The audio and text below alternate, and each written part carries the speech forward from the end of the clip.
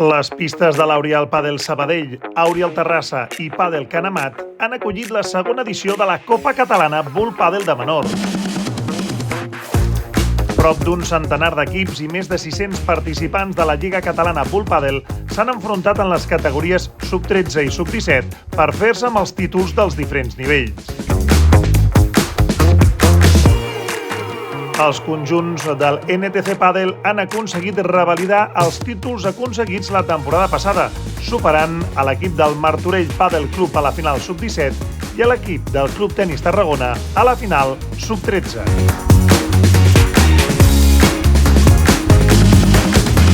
La veritat és que hi ha hagut un ambient molt xulo, amb molts pares, tots els nens estan molt contents i l'entrega de premis, doncs la veritat és que és una satisfacció de la quantitat d'equips que hi ha hagut i la veritat és que els nens han estat supercontents i és una alegria per nosaltres, com a federació,